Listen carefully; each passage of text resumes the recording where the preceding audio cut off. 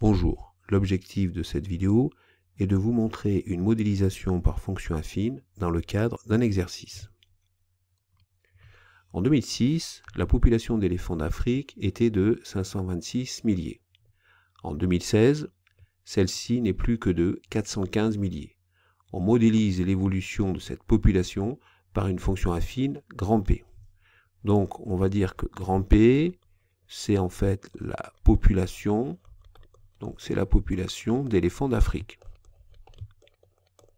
C'est la population d'éléphants d'Afrique. Alors, on nous dit que cette population, elle suit une évolution qui correspond à une fonction affine.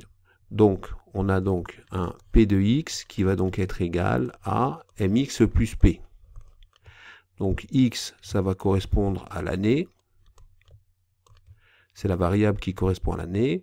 Donc M, on appelle ça le coefficient directeur. Le coefficient directeur de ma fonction affine. Et on appelle P, je vous rappelle, l'ordonnée à l'origine. Donc dans un premier temps, on va calculer ce coefficient directeur. Donc on va respecter les formules de cours. M est donc égal à quoi? À la population en 2016 moins la population en 2006, le tout divisé par 2016 moins 2006. J'obtiens donc 415 000 éléphants moins 726 000 éléphants, le tout divisé par 2016 moins 2006 par 10. Et je me retrouve avec un coefficient directeur M qui vaut moins 11 100. Donc on a bien la confirmation, M étant strictement négatif, eh bien que la fonction P est strictement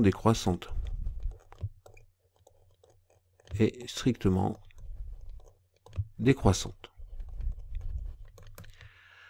Alors, on va essayer maintenant de trouver que vaut l'ordonnée à l'origine. Donc on sait que P de x est égal, donc l'expression de la fonction P est égale à donc moins 11 100 x plus P, et on va appliquer cette formule, par exemple, pour une valeur de x qui vaut 2016, la population en 2016. Or, la population en 2016, on sait qu'elle est égale à 415 000. Donc j'applique après la formule, moins 11 100 multiplié par donc 2016 plus P. Donc je vais me retrouver devant cette résolution d'équation.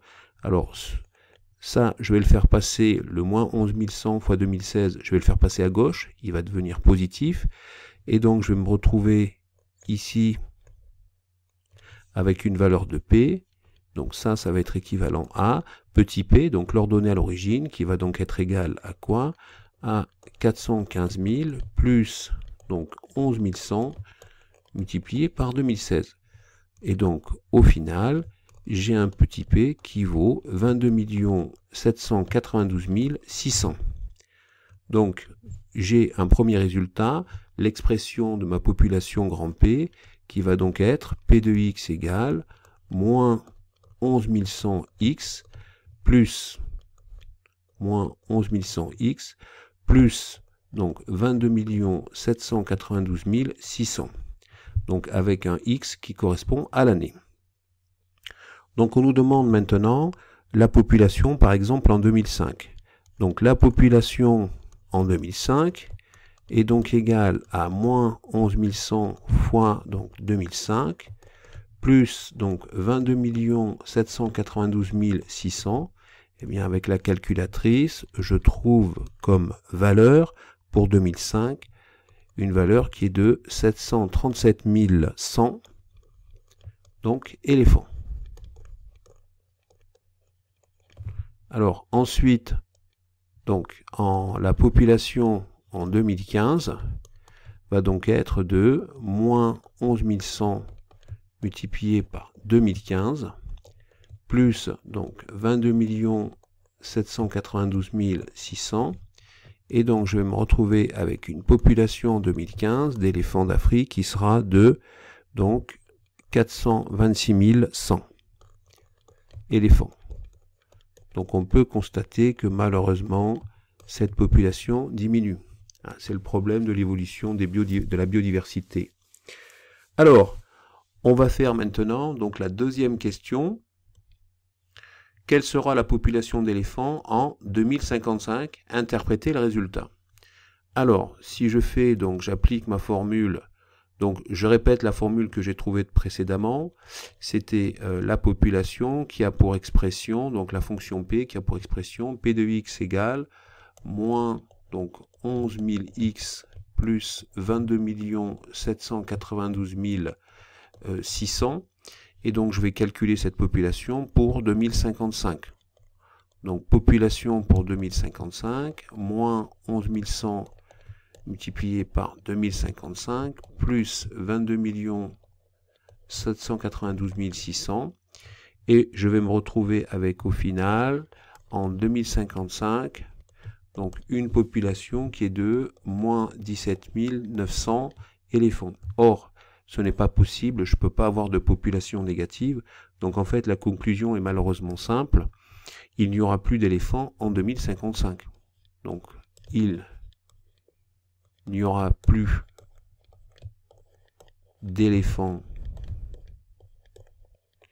Il n'y aura plus d'éléphants en Afrique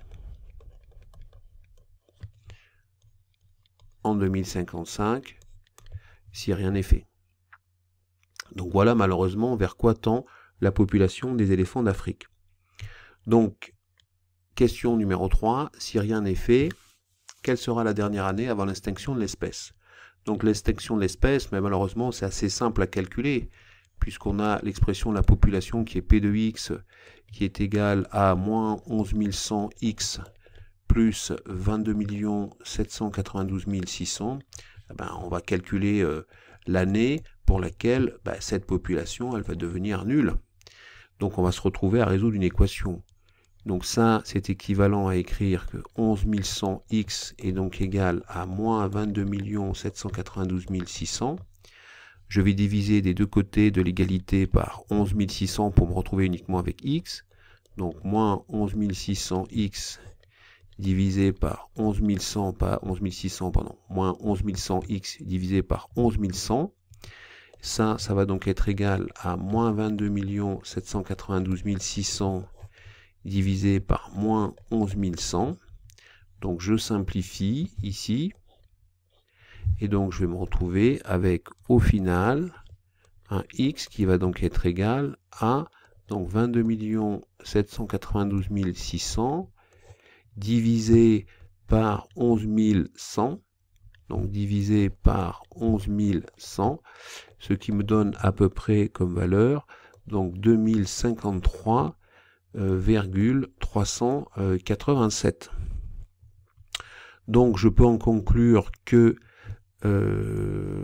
la dernière année, donc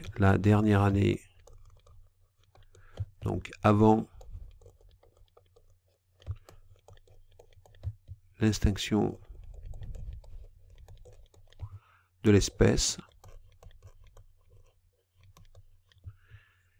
eh bien cette dernière année c'est 2053, puisqu'en 2053, virgule et des poussières, ça va être égal à 0. Donc on peut dire que la dernière année avant l'extinction de l'espèce, ça va être l'année 2053.